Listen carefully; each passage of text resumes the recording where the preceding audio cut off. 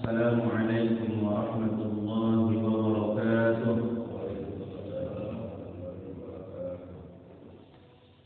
الحمد لله الذي هدانا لهذا وما كنا لنهتدي لولا أن هدانا الله، والصلاة والسلام على من لا نبي بعده سيدنا محمد وعلى آله وصحبه ومن والاه. سبحانك لا علم لنا إلا ما علمتنا إنك أنت العليم الحكيم، ولا حول ولا قوة إلا بالله العلي العظيم. أما بعد. Hadirin hadirat jemaah subuh yang dirahmati Allah. Alhamdulillah, rasa syukur tak terhingga kita panjatkan kehadirat Allah Subhanahu wa taala karena atas limpah rahmat, hidayah dan inayahnya sehingga kita bisa datang di masjid ini untuk sholat jemaah subuh yang kita lanjutkan dengan pengajian dan insya Allah nanti ditutup dengan sholat isyraq. Sesuai dengan hadis Nabi Sallallahu Alaihi Wasallam, maka kita insya Allah semua mendapatkan pahala haji dan umrah sempurna. Ditambah dengan pahala ta'lim, mengikuti kajian ilmu yang pahalanya itu disebutkan dalam hadis khairun min mi'ati raka'atin, lebih baik dibandingkan sholat sunnah 100 rakaat. Banyak sekali kebaikan yang kita dapatkan. Alhamdulillah, ini semua karena berkat hidayah dari Allah Subhanahu wa taala, berkat petunjuk dari Allah Subhanahu wa taala. Dalam sebuah hadis dijelaskan bahwa nikmat Allah itu ada dua, ya. Jadi ada nikmat dunia, ada nikmat akhirat. Dalam hadis disebutkan, innallaha yu'ti dunya liman yuhib wa man la yuhib. Sesungguhnya Allah Ta'ala itu memberikan nikmat dunia kepada siapapun hambanya, baik dicintai maupun tidak dicintai. Wala yu'ti illa liman yuhib. Tapi nikmat agama itu tidak diberikan kecuali kepada hamba-hamba yang dicintainya saja. Jadi kalau Allah memberikan petunjuk kepada kita untuk sibuk mengurus agama, mengurus masjid, ya, melaksanakan perintah Allah, wabil khusus ini sholat jemaah subuh, maka itu tandanya bahwa Allah mencintai kita.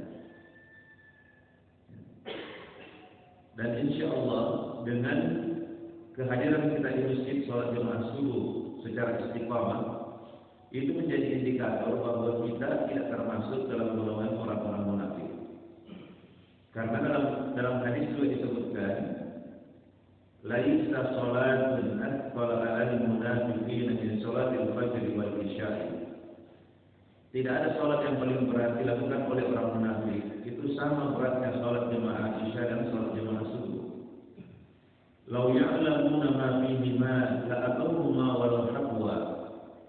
Seandainya mereka mengetahui pahala sholat jemaah isya dan pahala sholat jemaah subuh itu, mereka semua pasti datang ke masjid. Kalau tidak mampu jalan karena kakinya sakit, mereka itu datang dengan merangkak. Seandainya diperlihatkan pahalanya, tapi karena tidak diperlihatkan, maka yang datang itu hanyalah orang-orang yang percaya dengan janji Allah dan Rasulnya tadi. Tapi sekali lagi, semua itu karena hidayah dari Allah, petunjuk dari Allah. Makanya saya setiap pembukaan ceramah itu saya senang baca itu dari Quran surah Al-Araf. Itu bacanya akan kita baca nanti ketika masuk surga. Alhamdulillahilladzi hadana li hadza wa ma kunna linahtadiya laula an hadana Allah. Segala puji bagi Allah yang telah memberikan hidayah kepada kami untuk sampai di sini. Kami tidak bisa mendapatkan hidayah kalau bukan karena dari Allah Subhanahu wa taala. Jadi itu kita bersyukur karena diberi hidayah oleh Allah Subhanahu wa taala untuk melakukan kebaikan. Baik Bapak Ibu, insya Allah pengajian kita akan berlangsung sampai pukul 6:20 masuk waktu sholat isyraq. Saya lanjutkan kembali pengajian yang ceramah isyraqnya tadi malam. Jadi Rasulullah Sallallahu Alaihi Wasallam di Isra Mi'rajkan itu karena latar belakangnya Nabi mengalami kesedihan luar biasa. Maka tahun itu disebut dalam sejarah Amul Husni, tahun duka cita.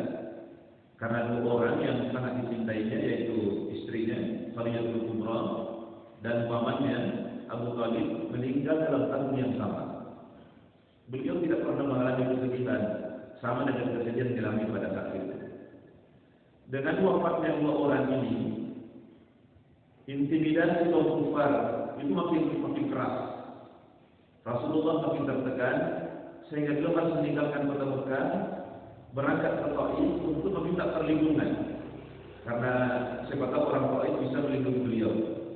Ternyata sampai di sana bukan dilindungi, malah dilempari batu sampai berdarah-darah beliau kasihan. Nah, di sini puncak kesedihannya sehingga kemudian Allah memerintahkan malaikat Jibril untuk menjemput Rasulullah untuk naik ke langit.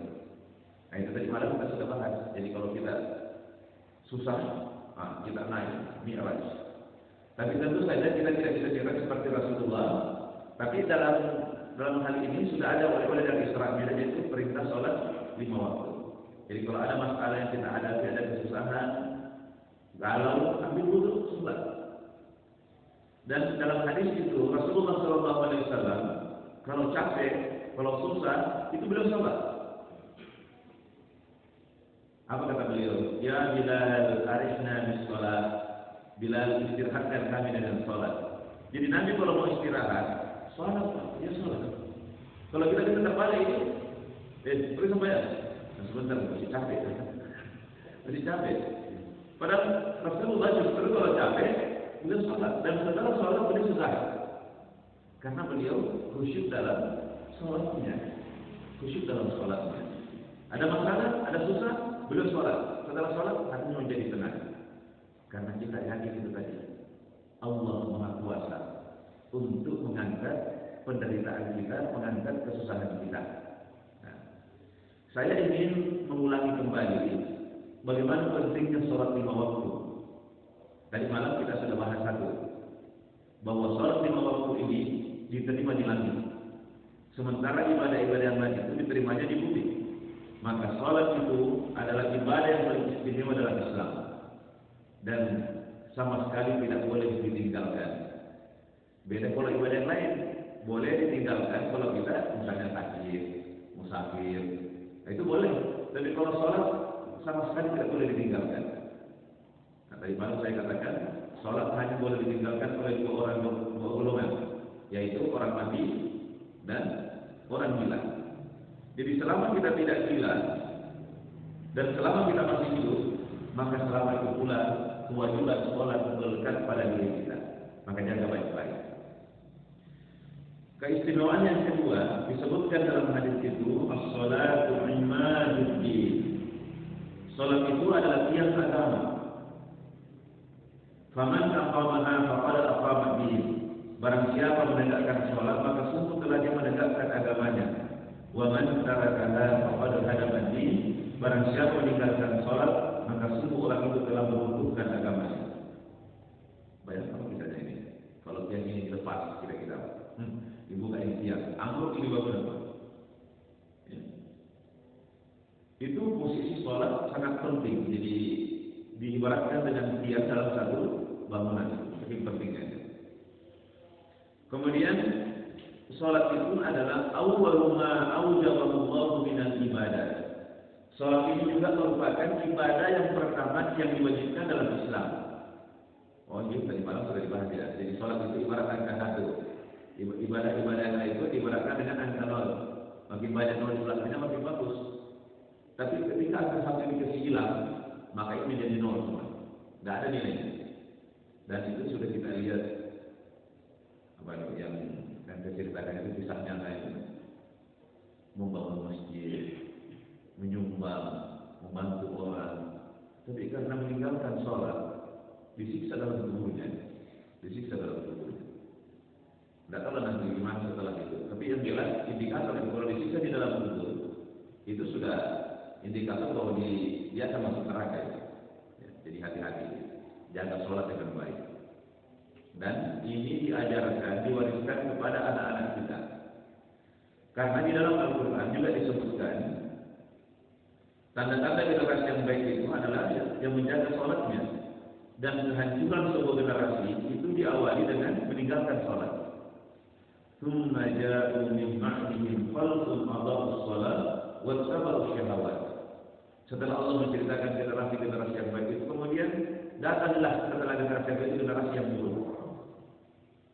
Apa tandanya? Adha'us shalah, meremehkan salat, wattaba'u syahawat, dan memperturutkan hawa nafsunya. Jadi ini anak-anak kita perhatikan, kalau pulang sekolah jangan hanya ditanya tugasnya, sudah makan, sudah kerja tugas, tapi sholat tidak ditanya. Apa dia sudah sholat apa belum? Jadi ini dijaga itu. Kemudian di dalam hadis juga disebutkan bahwa awal ma yuhasabu bil abdi yaumil qiyamah as-shalah. Ibadah apa yang pertama dihisab oleh Allah nanti di hari kemudian itu adalah salat. Kan kalau kita mati nanti semua masuk di akhirat. Di sana kita akan menghadapi yaumul hisab, hari perhitungan. Dalam sebuah hadis yang agak panjang dari Ibnu Umar radhiyallahu anhu itu dijelaskan bahwa seluruh kewajiban yang Allah pernah bebankan kepada kita itu akan dihisab satu persatu. Saya ambil contoh ini. Kalau mengambil standar usia Nabi 63 tahun, balik usia 13 tahun, berarti yang dihisab berapa tahun? 50 tahun. Dalam satu tahun berapa hari? 365 hari.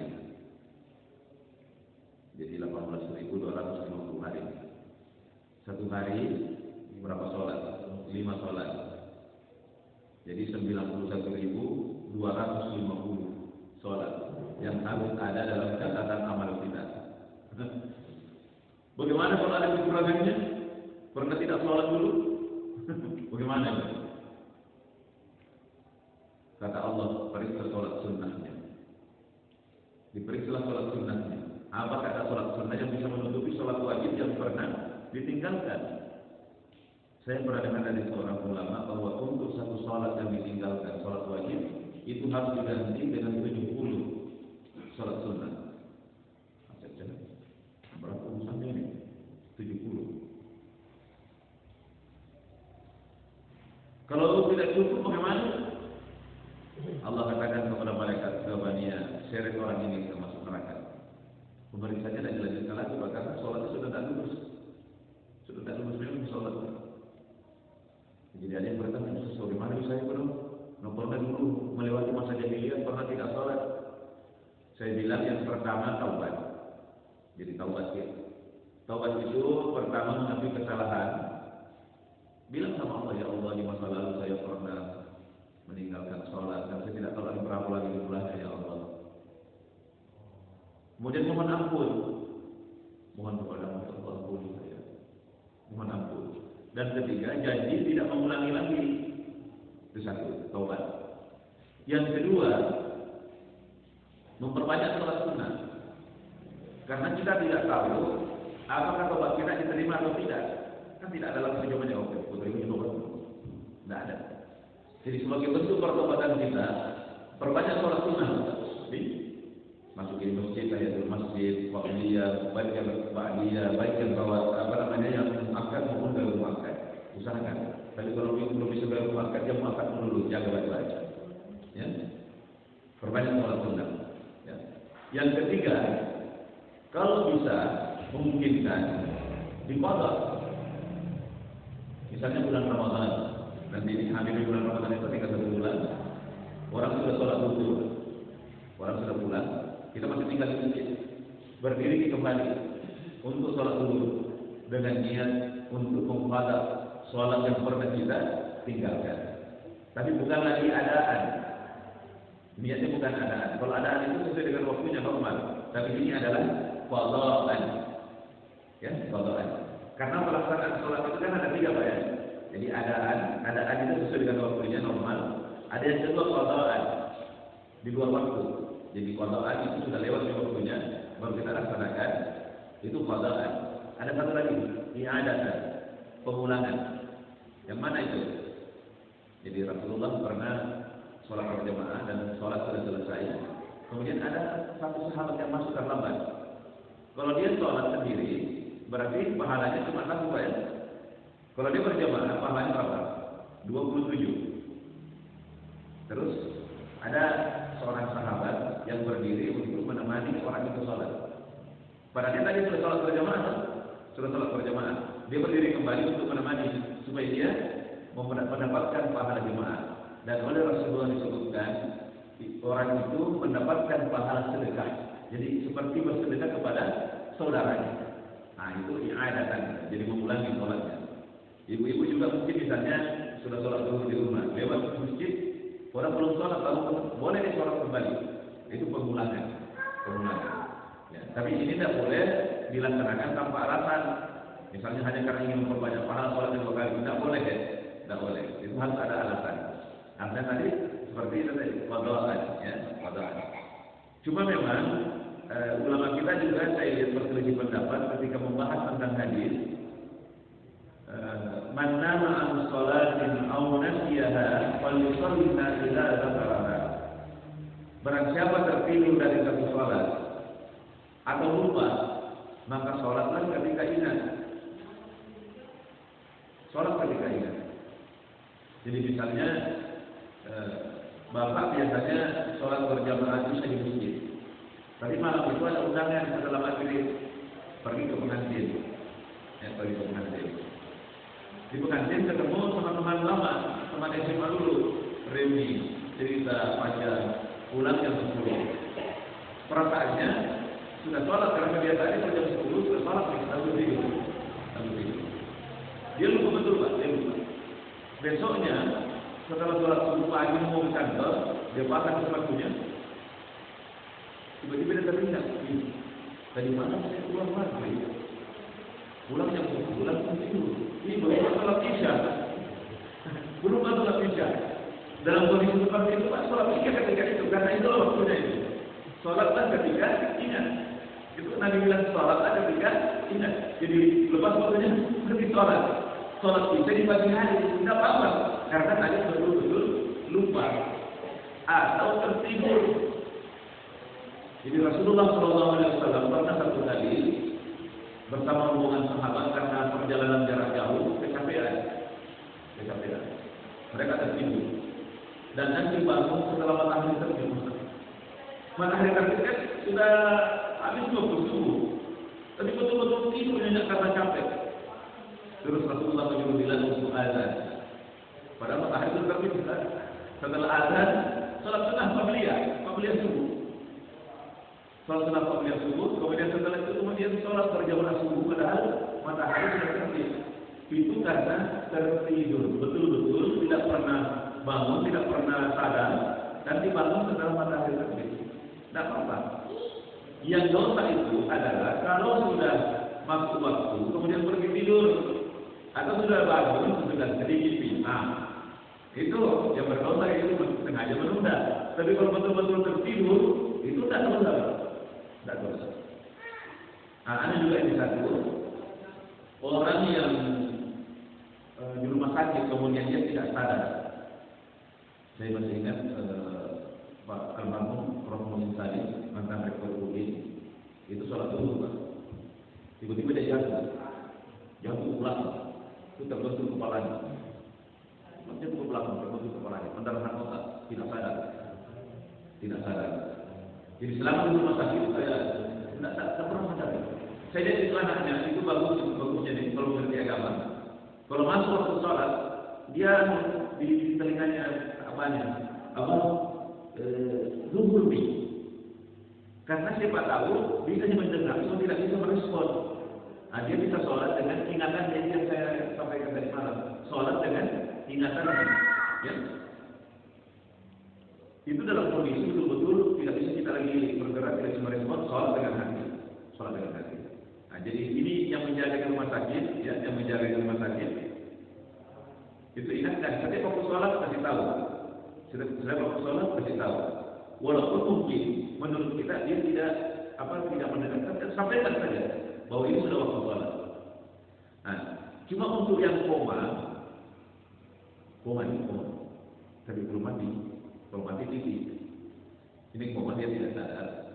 Kemudian setelah itu dia sadar, Kalau dia dalam komanya itu dia tidak pernah sholat dengan hatinya, maka sholat yang ketinggalan itu harus diqadha. Jadi berapa hari dia koma? Wah, kalau tahunan banyak dia beli, ya cicil lah. Kan la yukallifullahu nafsan illa wus'aha. Allah tidak memberikan beban kepada seorang hamba kecuali menurut kemampuannya. Tetapi kita harus memperlihatkan kepada Allah bahwa kita bersungguh-sungguh untuk menjaga sholat 5 waktu itu, menjaga sholat 5 waktu itu.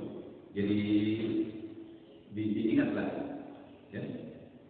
Saya kira kalau tidur tidak ada yang tidur terlalu lama seperti tidur di fakultas, jadi tidak ada yang. Kalau koma ada, saya pernah baca ada orang koma 15 tahun, Pak. Bukan tidur, koma. Karena ada penyakit, dia tidak ada kesadaran, tapi hanya itu setelah 15 tahun dia sadar. Nah, itu bisa dikecil-kecil lah, bukan kesengajaan ya, bukan kesengajaan. Yang berdosa itu adalah kesengajaan meninggalkan sholat. Kemudian dalam hadis juga disebutkan keistimewaan sholat bahwa akhiru ma wasa Rasulullah sallallahu alaihi wasallam. Jadi sholat ini adalah termasuk wasiat terakhir Rasulullah sallallahu alaihi wasallam sebelum wafat. Kalau ada orang meninggal kemudian menyampaikan wasiat, itu wasiatnya pasti penting, Pak. Pasti penting. Rasulullah sebelum wafat itu mewasiatkan 3 hal kan? As-salat, as-salat, as-salat. Salat, jaga salat, jaga salat. Apalagi yang kedua? An-nisa, perempuan. Jaga perempuan. Karena dia itu tiang negara. Kalau dia rusak negara, jaga perempuan itu, didik. Yang ketiga, ummati. Coba lihat Rasulullah bagaimana kecintanya kepada umat. Sudah mau wafat, yang diingat bukan istrinya, yang diingat bukan anaknya, tapi yang diingat adalah umatnya. Kita ini semua yang diingat oleh Rasulullah, ummati. Jadi fokus kita dulu sholat. Itu Rasulullah berwasiat, jaga sholat. Padahal beliau sudah mau wafat, diingatkan jaga itu sholat. Ini penting. Dan keistimewaan sholat juga adalah sholat ini adalah benteng pertahanan terakhir seorang mukmin. Kita baca dalam hadis bahwa menjelang akhir zaman nanti itu agama ini simpul-simpulnya akan hilang satu persatu. Dan yang pertama hilang itu adalah penegakan hukum. Kalau orang kecil bersalah, hukum cepat ditegakkan. Tapi kalau orang besar bersalah, hukum tidak berdaya. Itu yang pertama hilang. Ketika simpul ini hilang, kita akan berpegang pada simpul yang lain lagi. Dan simpul terakhir, pertahanan terakhir kita adalah sholat 5 waktu. Jadi kalau sudah sholat 5 waktu yang ditinggalkan, itu sama benteng pertahanan terakhir kita sudah hancur, tidak ada lagi pertahanan. Jadi jaga sholat dengan baik. Saya teringat seorang teman saya, ini staf DPR di Jakarta. Dulu pernah nakal sekali. Pernah nakal. Apa kata bapaknya? Kalau mau nakal, silakan nakal. Tapi satu pesan saya, kalau tiba waktu sholat. Itu ya. Kalau tiba waktu sholat, jaga itu sholat tiba waktu. Kalau mau nakal, tapi kalau mau sholat, pergi masjid sholat. Ternyata sholatnya itu membimbingnya menjadi orang baik. Jadi kalau kita menjaga sholat dengan baik, sholat itu membimbing kita.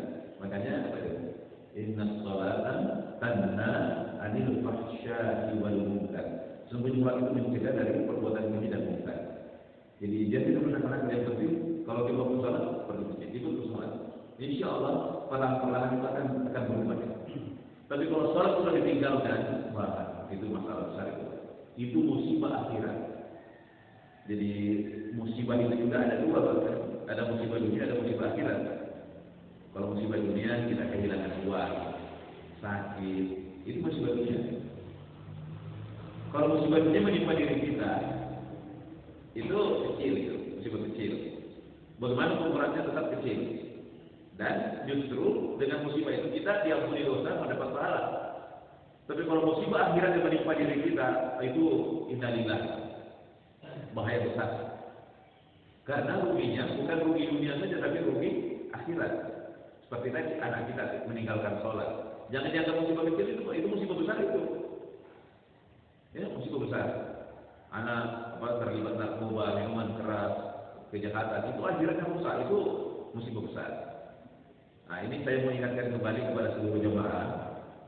Kalau melihat saudara kita tertimpa musibah, apakah musibah dunia atau musibah akhirat, saya ingatkan, jangan mencela, jangan mencaci maki, jangan mengejek.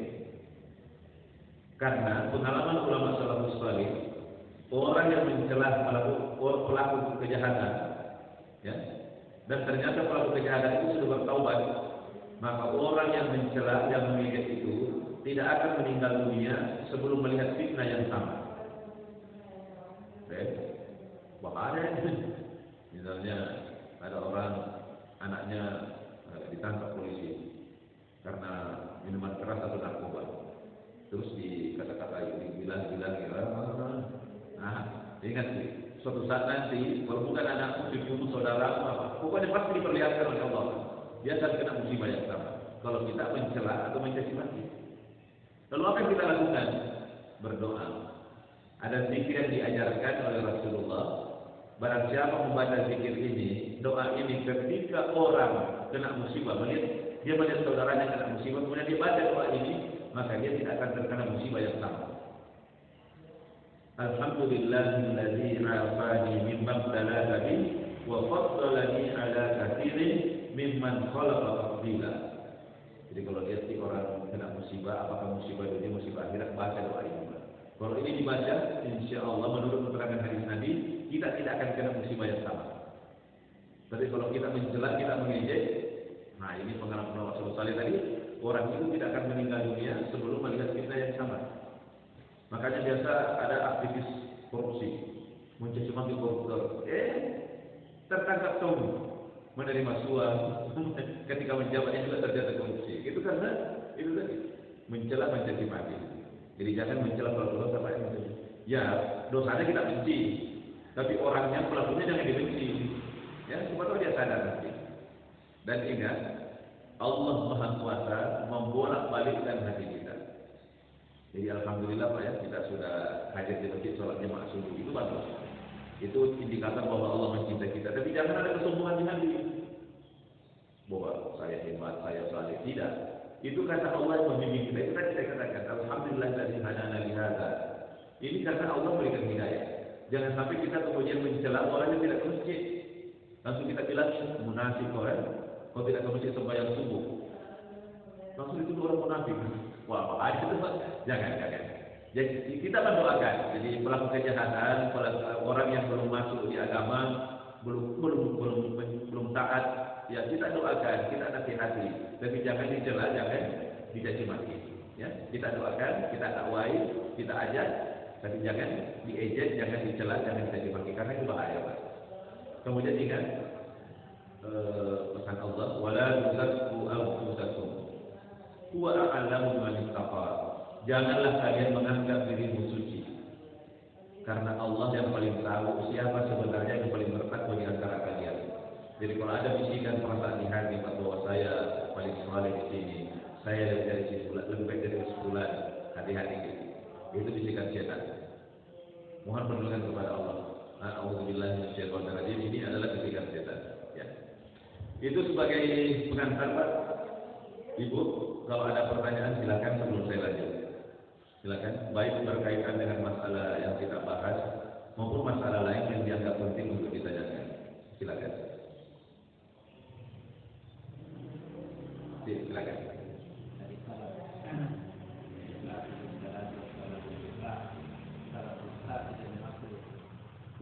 Hafizu ala sholawati was sholatil wusta.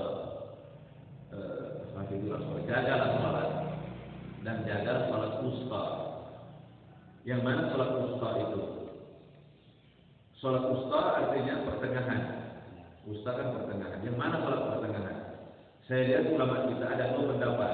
Yang pertama, yang dimaksud sholat wusta itu adalah sholat subuh. Ada juga pendapat mengatakan sholat wusta itu adalah sholat asar. Sholat asar.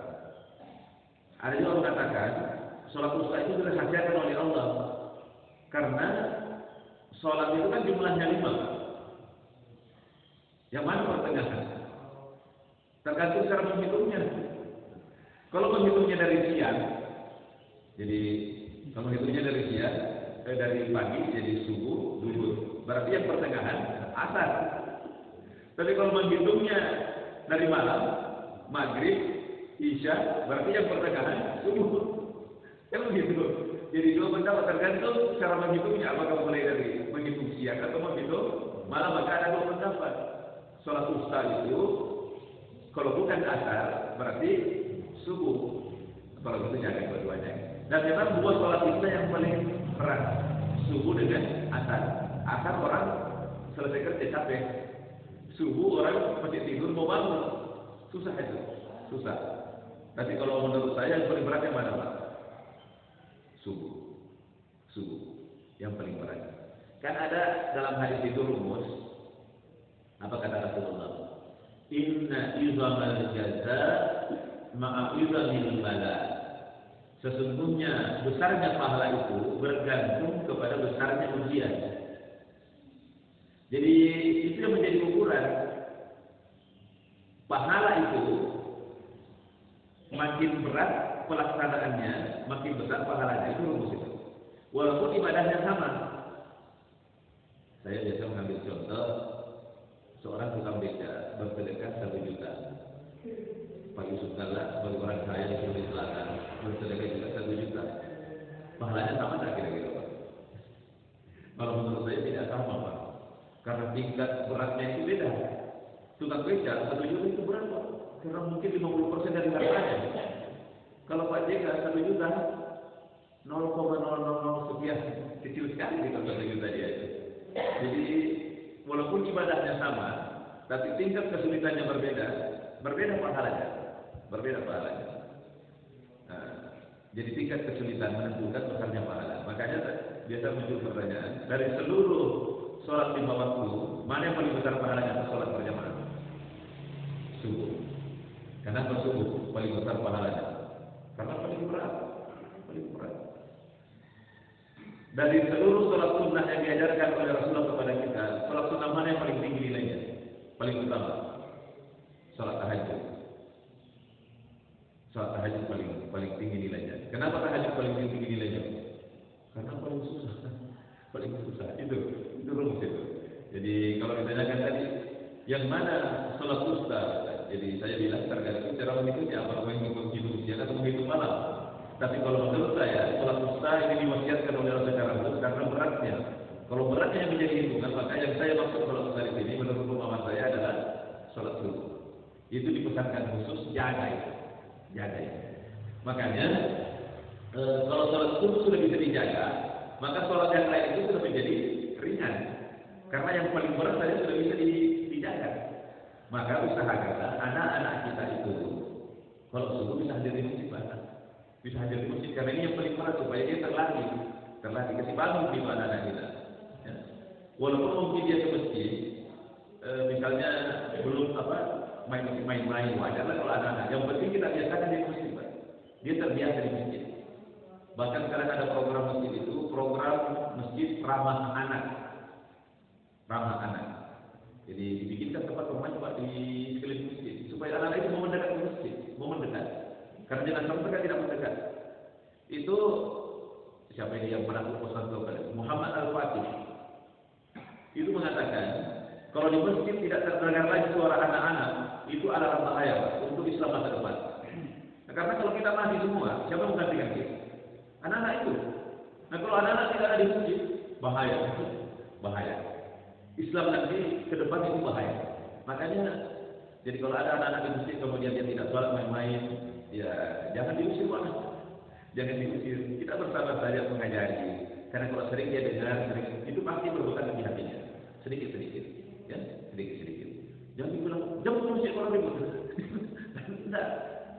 Biar hati saja. Kita bersama dengan pikiran bahwa ini yang akan melanjutkan generasi Islam ke depan. Ini yang akan mengisi masjid kita nanti ke depan. Bersama kita saja. Dan Rasulullah SAW itu cucunya buat masjid, Pak. Sayyidina Hasan Musayyib itu ikut ke masjid. Jadi pernah Rasulullah itu sujud lama sekali. Setelah sholat, sahabat bertanya, ya Rasulullah, ada wahyu turun tadi? Kenapa kau bertanya ada wahyu turun? Nah tadi sujud lama sekali. Dia bilang, oh tadi cucu saya kata saya naik di punggung saya. Saya khawatir kalau saya bangun dia jatuh. Makanya saya tunggu dia turun. Saya tunggu dia turun, dinanya lagi imam sholat jemaah, dinanya sama cucunya 2 orang. Jadi dia tunggu dulu cucunya turun. Karena khawatir kalau dia bangun nanti jatuh. Jadi sujud. Sehingga sahabat yang makmum di belakang bertanya, kenapa tadi sujudnya lama sekali? Apakah ada wahyu yang turun? Itu karena ada cucunya dia. Ya bersabarlah dengan itu. Yang penting itu anak kita, cucu kita biasakan ke masjid supaya dia akrab dengan masjid. Jangan sampai di hatinya tidak ada kecintaan kepada masjid. Ini bahaya untuk Islam di masa yang akan datang. Saya kira itu Pak ya tentang tadi pertanyaan tentang sholat dusta. Kalau menurut saya pribadi adalah subuh. Walaupun saya akui pendapat ulama ada 2, ada yang mengatakan subuh, ada yang mengatakan asar. Yang lain silakan Pak, kalau masih ada. Tidak ada. Baik, kita akan masih ada waktu 23 menit ini Pak. Masih ada 23 menit. Ibu-ibu, tidak ada yang pertanyaan? Tidak ada. Kita lanjutkan Pak. Ya, jadi kembali ke kisah Isra Mi'raj.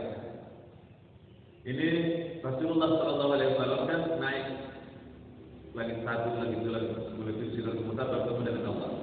Itu kalau kita belajar ilmu tauhid dan belajar tasawuf, kenikmatan tertinggi itu adalah bertemu dengan Allah Subhanahu wa taala. Itu kenikmatan tertinggi, Pak. Kalah kenikmatan surga. Saya teringat Syekh Muhammad Iqbal, seorang ulama Pakistan ya, penyair juga. Dia bilang begini, seandainya saya ini dikeraskan bertemu dengan Allah, tidak mau kembali ke bumi, tidak mau kembali, mau tinggal di sana, karena itu lebih kenikmatan tertinggi.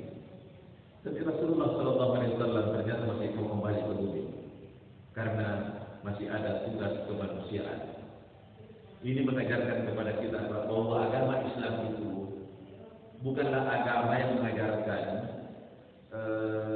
kesalehan pribadi kemudian mengabaikan kesalehan sosial. Jadi kita kalau sholat khusyuk, ya bahkan kalau bisa menangis alhamdulillah. Tapi pertanyaannya, sudah mampukah kita menangis ketika melihat penderitaan orang? Itu pertanyaan. Kalau kita sudah bisa menangis dalam sholat itu bagus, itu artinya khusyuk.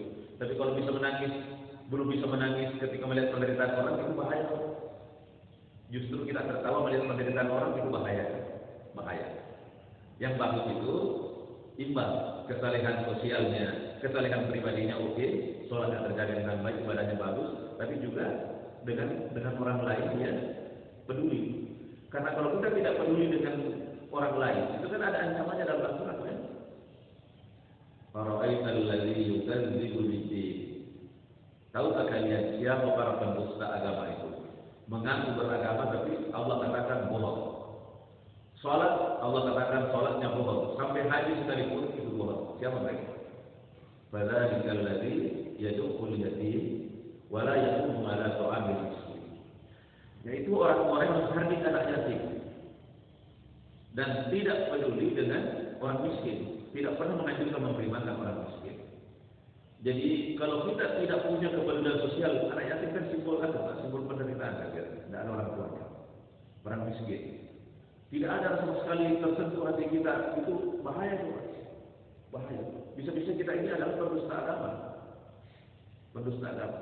Tapi sebaliknya juga, walaupun kita peduli dengan orang, suka membantu, tapi kalau juga tidak sholat, itu juga bahaya. Jadi kita diajarkan supaya dua-duanya ini peristiwa Isra Mi'raj mengajarkan seperti itu tadi. Jadi Rasulullah dalam puncak kenikmatan sebagai pribadi, tapi beliau masih mau turun untuk melaksanakan tugas dakwahnya. Jadi beragama itu bukan hanya untuk diri kita. Kita akan ditanya tentang keluarga kita, tentang lingkungan kita. Misalnya, kita alhamdulillah sudah terjaga sholatnya, maka berjamaah 5 waktu di masjid. Tapi istri kita tidak sholat, anak kita tidak sholat, dan kita tidak peduli, masuk neraka gitu. Masuk neraka. kullukum ra'in wa kullukum mas'ulun 'an ra'iyatihi. Setiap kalian adalah pemimpin dan setiap pemimpin akan ditanya tentang yang dipimpinnya. Diingatkan. Termasuk misalnya kalau ada pembantu di rumah, pembantu itu juga adalah tanggung jawab kita.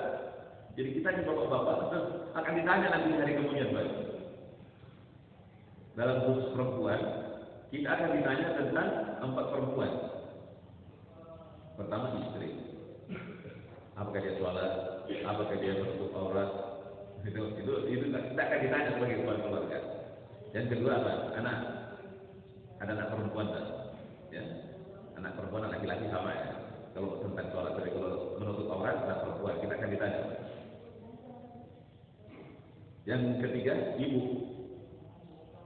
Jadi kita sebagai anak itu juga bertanggung jawab kepada Allah terhadap ibu kita. Yang keempat, saudara perempuan. Kita punya saudara perempuan, kita juga bertanggung jawab untuk membimbing dia. Jadi kita akan ditanya juga tentang perempuan nanti kita ini para laki-laki. Nah, tapi secara umum semua yang berada di bawah kepemimpinan kita itu akan ditanya. Makanya saya teringat Abdurrahman bin Auf radhiyallahu anhu. Itu kan beliau orang kaya. Dia pernah mendengar dari Aisyah radhiyallahu anha bahwa Nabi pernah mengatakan bahwa Sayyidina Abdurrahman bin Auf itu nanti masuk surga itu terlambat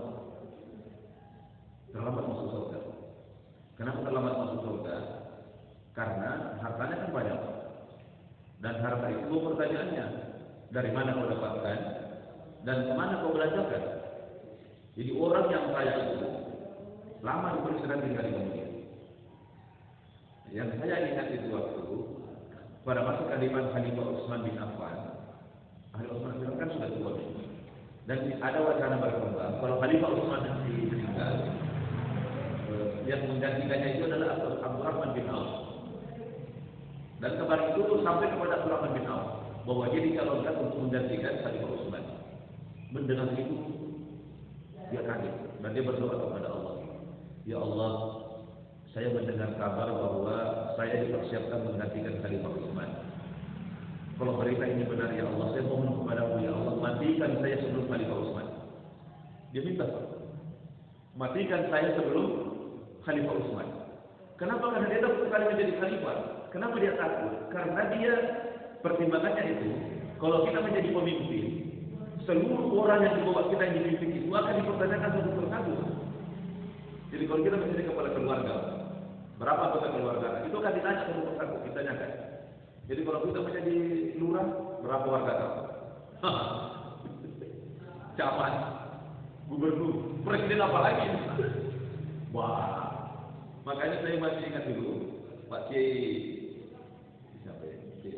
Abdul Malik Singkat, pimpinan Asal Singkat, mendengar di radio namanya masuk di caleg salah satu anggota SPOK, masih zaman Orde Baru. Kalau dikasih masuk waktu itu langsung kita lolos itu Pak. Malam itu pun dia berangkat ke Makassar sampai dia corek. Jangan saya kesal.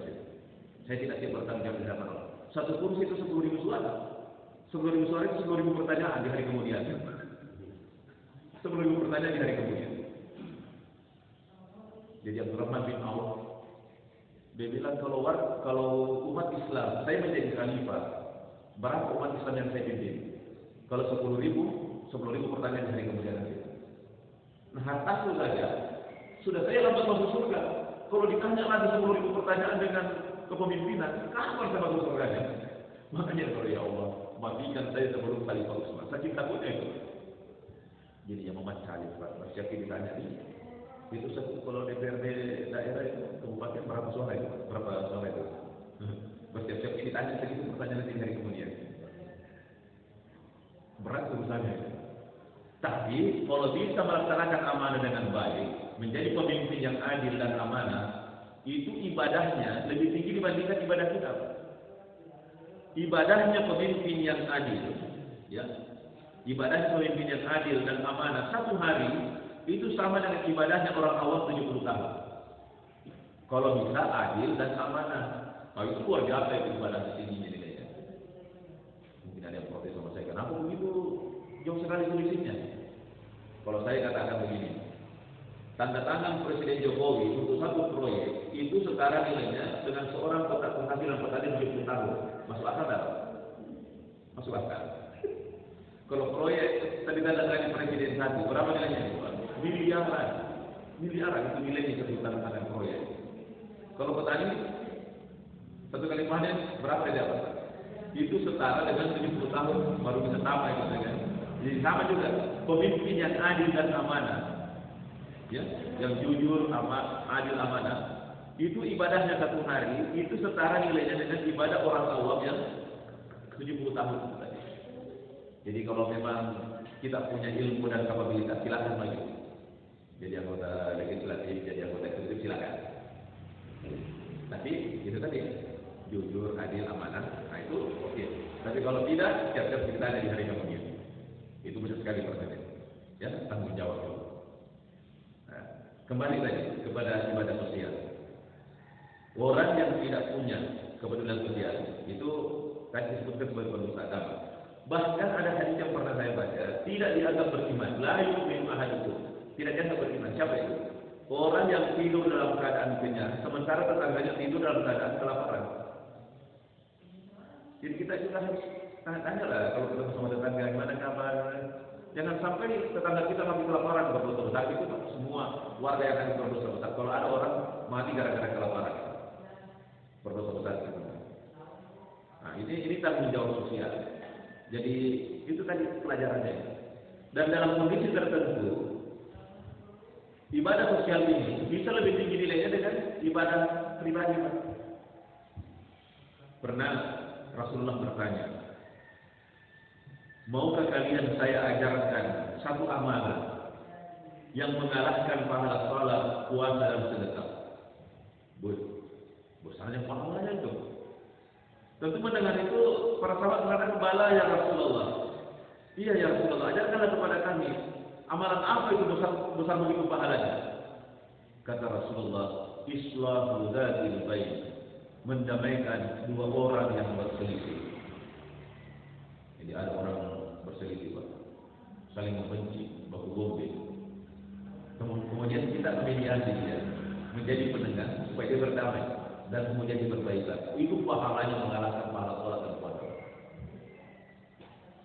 Mafhum mukhalafannya, logika sebaliknya, kalau menjadi juru damai, pahalanya mengalahkan pahala sholat dan puasa, maka menjadi provokator yang menyebabkan orang berselisih, menyebabkan orang bertengkar, itu dosanya lebih besar daripada dosa meninggalkan sholat dan meninggalkan puasa. Padahal dosa meninggalkan sholat saja, itu saja satu kita berbuat. Tidak usah bikin dosa lain, tidak usah mabuk, tidak usah kerja. Dosa meninggalkan sholat saja, itu sudah cukup menghantar masuk neraka. Coba lihat dalam Al-Quran. Ketika penghuni surga bertanya kepada penghuni neraka, masalahkum fi safar? Apa yang menyebabkan kamu masuk neraka? Safar, kenapa kamu bisa masuk dalam neraka? Qalu, mereka berkata, lam naku minal musallin. Dulu kami di dunia tidak sholat, malas sholat. Itu. Jadi cara cepat masuk neraka itu gampang, tinggalkan sholat, dijamin sampai. Bahaya. Tapi yang menarik lanjutan ayat itu. Ada juga orang masuk neraka karena meninggalkan sholat, tapi ada juga masuk neraka dia sholat tapi masuk neraka. Kenapa? Yang kedua, walam naku nut'imul miskin. Kami dulu di dunia tidak peduli dengan orang miskin. Dia sholat, Pak, dia masuk neraka. Kenapa? Karena tidak punya kepedulian kepada orang miskin. Ini yang satu peduli dengan orang miskin tapi tidak sholat, masuk neraka juga. Masuk neraka juga. Makanya itu tadi. Jadi beragama itu bukan hanya saleh secara pribadi, tapi kita juga harus saleh secara sosial. Secara sosial. Karena memang dalam hadis juga ada penjelasan kita dapatkan bahwa ada orang banyak sholatnya, banyak puasanya, banyak sedekahnya, tapi masuk neraka. Kenapa bisa? Karena dia bangkrut. Kenapa bisa bangkrut? Karena banyak dosanya kepada sesamanya manusia. sholatnya diambil, puasanya diambil, sedekahnya diambil. Karena banyak orang yang pernah dia zalimi, dianiaya, diambil haknya. Nanti itu dibayar semua. Habis kebaikannya. Ternyata masih ada orang yang menuntut, ya Allah, saya juga pernah dianiaya, saya pernah dizalimi. Nah, kata Allah, nih dosamu, bawa berikan sama dia, berikan sama dia. Banyak sholat, banyak puasanya, masuk neraka. Kenapa? Karena hubungannya dengan sesama manusia kurang bagus. Ya, apalagi hati-hati Pak. Apalagi menyangkut masalah hak materi, hati-hati sekali masalah materi. Itu kalau dalam kitab Syarih Pak itu nanti bisa kita baca itu. Kisah seorang orang saleh yang dikenal baik waktu di dunia, rajin sholat, rajin puasa dan baik kepada orang. Terus didimpikan oleh seorang ulama. Ditanya lagi ya. Nanti dibaca dalam Quran surah Al-Zumar ya, bahwa orang yang hidup itu bisa bertemu dengan orang yang sudah meninggal. Karena ruh orang yang meninggal dunia itu dipegang oleh Allah. Ruh orang yang tidur yang masih hidup ini juga dipegang oleh Allah. Jika Allah berkehendak, itu bisa dipertemukan. Dan itu betul. Dan itu saya beberapa kali alami. Dan itu mimpi saya betul. Nah, ditanya lagi ya, bagaimana keadaan di sana? Dia bilang, saya tidak tenang dalam tubuh. Kenapa bisa tidak tenang dalam tubuh? Orang baik, orang saleh. Dulu kan di dunia saya itu kerjanya buruh angkut. Kalau ada orang belanja di pasar, dia angkat barangnya, diantar ke rumahnya orang, dia bantu, kemudian dia digaji dari mengangkat barang itu, buruh angkut, buruh panggul. Nah itu siang dia sudah makan, terus ada makanan terselip di giginya. Nah, ada orang sudah belanja di pasar, kayu bakar, kan belum ada minyak tanah panas waktu itu Pak. Jadi kayu bakar diangkat itu. Karena ada makanan terselip di giginya, diambil itu sedikit kayu bakar itu untuk tusuk gigi, diambil sedikit. Tapi tidak diminta halalnya sama yang punya Pak. Itu mengganjal di kubur. Dia tidak tenang. Allah. Kayu tusuk gigi saja tidak diminta halalnya, mengganjal di kubur. Apalagi mangga tetangga, sendal di masjid diambil. Apalagi yang lebih besar dari itu, mengambil hak orang. Man zulima fi shibrin minal ard tuwibahu ila sabi awadi. Barang siapa mengambil hak saudaranya walaupun itu hanya tanah sejengkal. Ini hati-hati dengan perbatasan Pak. Tanah sejengkal, kita kasih pindah perbatasan geser, itu di hari kemudian nanti akan dikalungkan di lehernya sampai tanah 7 lapis ke bawah. Dia akan bawa di padang mahsyar tanah yang 7 lapis itu. Tanah sejengkal itu. Bagaimana kalau 1 hektar? Dia bawa nanti dari kemudian itu. Dia bawa. Semua yang pernah kita zalimi, diambil hak orang, itu akan kita bawa ke hari kemudian menghadap kepada Allah sebagai bukti. Dikasih kekuatan oleh Allah untuk dia bawa itu. Jadi hati-hati kalau menyangkut masalah hak orang. Hati-hati. Sekecil apapun, jangan diambil kalau bukan hak kita. Karena itu akan dipertanggungjawabkan semua di hadapan Allah Subhanahu wa taala. Itu tadi sekecil tusuk gigi saja dipertanggungjawabkan di hadapan Allah, apalagi yang lebih besar daripada itu. Hati-hati, kasih jelas minta halalnya, ya, minta halalnya. Saya masih ingat waktu kecil, saya main-main di sungai. Terus di pinggir sungai itu ada telur bebek. Kan banyak bebek yang berkeliaran di sawah itu. Ada telur, saya ambil, bawa pulang ke rumah. Wah, dimarahin, kasih pulang, kasih pulang. Itu didikan orang tua itu untuk mendidik bahwa jangan mengambil kalau bukan padahal kan dipungut ini, disuruh kasih kembali ke tempat. Atau kalau kau tahu itu pemilik bebeknya, datang ke rumahnya, minta halalnya. Bawa tadi itu dapat telur bebek dari pinggir sungai, minta halal. Itu boleh, tapi kan malu gitu. Lagi sini kembali baru pergi minta. Daripada minta lagi kembali ke tempatnya. Jadi itu anak-anak kita tadi, kalau dia pulang bawa telur bebek. Gimana dapat? Pinggir jalan. Dia kembali. Itu untuk mendidik supaya dia jangan mengambil kalau yang tidak jelas. Jangan, bagus ya. Besok kalau ada lagi bawa lagi. Dicari di pinggir jalan. Ini tidak ada nih. Akhirnya dia masuk di kandang orang Pak ambil. Karena orang tuanya senang kalau bawa akhirnya dia menjadi pencuri. Itu karena orang tuanya salah didik. Jadi dikasih jelas itu. Jangan sama sekali mengambil hak orang sedikit pun kalau tidak jelas kehalalannya itu, karena itu sangat berbahaya. Yang halal dan haram itu, kalau haram itu kan terbagi dua, Pak ya. Ada haram li zatihi, ada haram li ghairi. Haram li zatihi itu karena zatnya yang haram. Daging babi, bangkai, darah. Nah itu haram karena zatnya. Tapi ada juga haram li ghairi, haram karena faktor lain.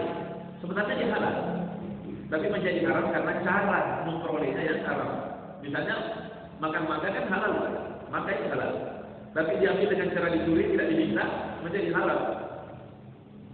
Saya masih ingat, di kampung ini, kelapa. Anunya bapaknya, saudaranya bapaknya, bapaknya. Namanya diombo. Terus ditegur sama seorang ulama. Bilang anunya diombo, nanti kau minta halalnya. Ulama itu mengatakan, selama kau belum minta halalnya, itu selama itu dia menjadi halal. Walaupun nanti setelah diminta sudah jadi halal. Nah kalau tiba-tiba ajal datang sebelum minta halalnya gimana? Nah itu kan berisiko. Jadi jangan bilang, anunya diomboin nanti kau minta halalnya. Halalkan dulu baru minta. Jangan ambil dulu baru minta halal. Karena ajal kita tidak tahu kapan datangnya kan? Kita tidak tahu. Jadi ini kehati-hatian dalam beragama. Terakhir, saya teringat Abdullah bin Abbas radhiyallahu anhu dalam sebuah riwayat ya, disebutkan beliau iktikaf di Masjid Nabawi Madinah. Kalau kita iktikaf di masjid kan kerjanya apa Pak? Sholat, mengaji, zikir, dan kita dapat pahala iktikaf di masjid. Itu terutama di bulan Ramadan. Dan ingat, di Masjid Nabawi di Madinah itu satu sholat nilainya berapa? Afdalu min alfi sholatin fi masjidin siwa. Itu satu sholat di Masjid Nabawi di Madinah itu lebih dibandingkan 1000 sholat di masjid lain. Berkali-kali kita iktikaf di sana, pahalanya besar sekali. Nah, waktu itu beliau iktikaf di masjid, ada orang masuk di masjid, wajahnya ya kelihatan bermasalah. Terus dia ditanya sama Abdullah bin Abbas radhiyallahu anhu, dan ternyata betul ada masalahnya. Terus Abdullah bin Abbas mengatakan, saya tahu orang yang bisa menyelesaikan masalah ini, kita mandi Pak, keluar. Begitu dia keluar dari masjid, orang itu kaget, tunggu dulu Pak, Bapak kan iktikaf. Kalau orang iktikaf tidak boleh keluar dari masjid, batal nanti pahalanya. Dengan mata berkaca-kaca, mau menangis, Abdullah bin Abbas radhiyallahu mengatakan, saya pernah mendengar yang dimakamkan ini, maksudnya Rasulullah, kan Rasulullah kuburannya dalam dekat masjid. Saya pernah mendengar beliau mengatakan, saya berjalan mengurus urusan saudaraku, bukan urusannya dia Pak, urusan orang lain yang urus. Inilah billahi ta'ala, itu lebih aku sukai dibandingkan iktikaf di masjidku ini selama 1 bulan. Iktikaf di Masjid Nabawi 1 bulan Pak, itu banyaknya pahalanya. Berapa sholat itu? Dikali 1000. Nah itu kalau kita menolong orang kesusahan, kita tolong, kita urus urusannya, kita yang selesaikan. Lillahi ta'ala, murni karena Allah, itu pahalanya mengalahkan pahala iktikaf di Masjid Nabawi selama 1 bulan. Waktu sholat isya sudah masuk. Wallahu a'lam bishawab. Saya mohon maaf kalau ada kata-kata yang kurang berkenan di hati. Mudah-mudahan yang saya sampaikan ini menjadi ilmu yang bermanfaat, menjadi wasilah untuk kita selamat dunia akhirat. Amin ya rabbal alamin. Subhanallah bihamdika asyhadu an la ilaha illa anta astaghfiruka wa atubu ilaik. Wassalamualaikum warahmatullahi wabarakatuh. Silakan sholat.